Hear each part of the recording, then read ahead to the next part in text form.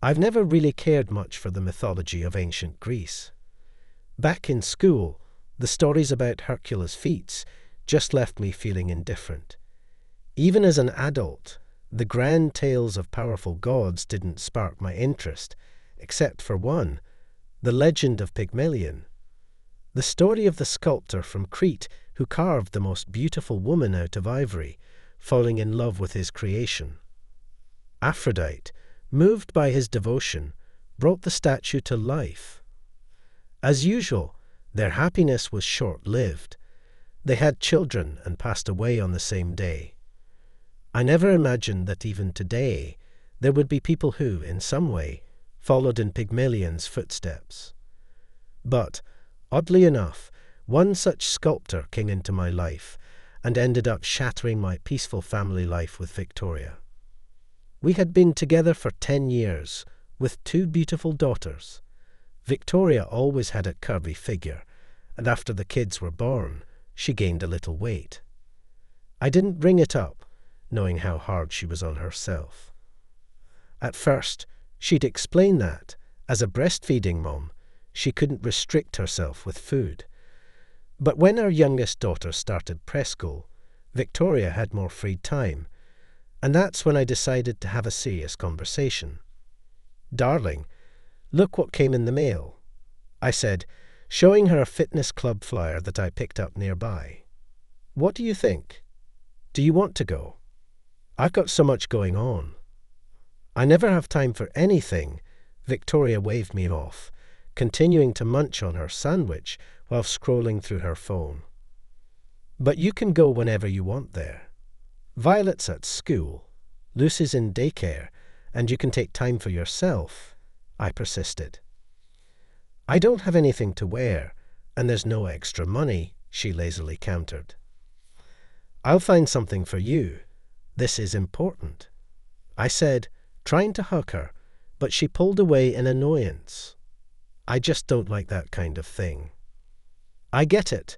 I hate the way I look too when I see myself in the mirror, but I'm still not going to the gym.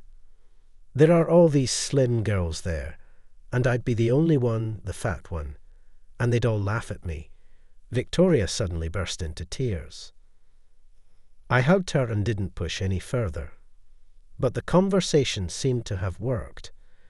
I noticed her sneaking glances at old photos of herself, and soon she had some good news to share. She decided to take up running. At first, it was just short runs at the stadium a few times a week. Gradually, the sessions got longer, but it wasn't like the weight was dropping off fast.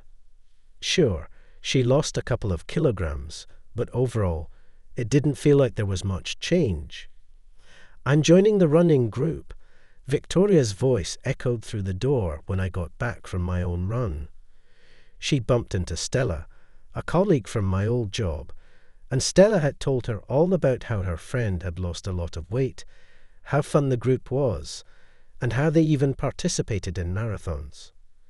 The coach was great, the membership was affordable. It all sounded pretty good. "That's amazing. You should definitely give it a go." Stella had encouraged her. Of course, I supported my wife. Victoria was all in. She quickly adapted to the new routine, enjoying the classes and bonding with new friends who shared her interests. They chat about diets, workout gear, and their weekend hikes. Naturally, they'd also gossip about the instructor. One day she showed me a photo of him. A skinny, pale guy standing in front of some pastries, which, I have to admit, was pretty funny. But I have to give him credit. With his professional guidance and well-structured exercises, Victoria really started to shed the pounds. It wasn't just her body that changed. She seemed happier, more confident, and full of energy. I was loving the new Victoria more and more, and I didn't mind one bit that she was now the star of every fitness event.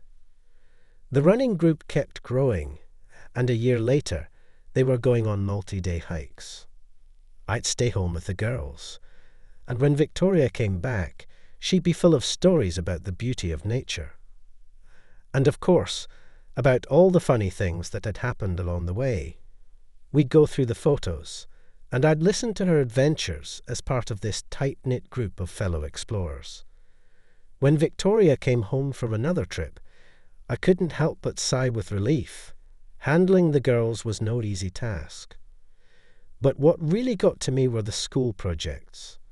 Victoria would put the girls to bed and fall into a deep sleep, while I would catch up on some films. "Remember the project?"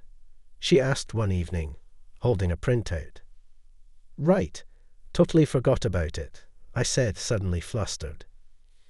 "Did you really sit here doing nothing?" Our daughter Violet pouted from the doorway. "Don't worry about it." I reassured her. "I've already put it on the flash drive, and I'll print it out tomorrow." Finding a free memory card wasn't easy. I searched through every drawer until I found Victoria's flash drive. I knew she'd already uploaded her photos, so I figured I could just copy the project from there. But as I flipped through the images, something hit me like a ton of bricks. There were photos of Victoria with the coach, smiling, intimate shots. There they were, together in the tent, sharing coffee in the mornings, looking so cozy and happy. There was one of them by the campfire, another by the river, holding hands on a forest trail. I didn't say a word. I froze, sitting still like a statue for the rest of the night. The next morning, I went to work, leaving the flash drive on the table. Victoria understood everything. That evening, she confessed. She'd been having an affair with him for some time. The coach, she said, was everything she needed, handsome, confident, and someone who made her believe in herself again. He was the reason she'd grown wings, the first person in years to make her feel beautiful and desired. I couldn't listen to her pathetic, ungrateful excuses anymore. The love-struck fool had crossed a line. He packed up and left, and we got divorced. Still, I kept visiting the girls, taking them on weekends, and I even planned to go on a vacation with them. It hurt more than I can describe when they cried and begged me to come back. My babies were suffering because of their mother's foolishness. One day, when I was dropping the kids off, I ran into the stranger who used to be my beloved. She looked different now, proud, slender, yet somehow more distant. After a moment, her gaze softened. She didn't seem arrogant anymore, just guilty. I noticed, too, that Victoria's figure had changed again. It was no longer as toned. The kids told me she had stopped working out. "Why don't you stay for dinner?" she asked one evening. "No, thanks," I replied, coldly. "Don't you want to try again?" There was a long pause before she asked, her voice almost pleading. "No," I said firmly, turning to leave. But she stopped me. "Please just hear me out." Victoria confessed, her voice trembling. She admitted that she had been blinded by passion. The coach had flattered her, treated her like a little princess, praising every pound she lost and every inch that disappeared. She had felt beautiful, proud of herself for the first time in years. But once her figure was perfect, he lost interest and moved on to someone else. One of the other slim women had comforted her, telling Victoria how she too had been the object of the coach's attention. It turned out that many larger women had come and gone through his life, all used to satisfy his own ego. He didn't care about their feelings. It was all just about his work. But I wasn't interested in that anymore. I was only thinking about our children, who unwittingly witnessed this stupid situation.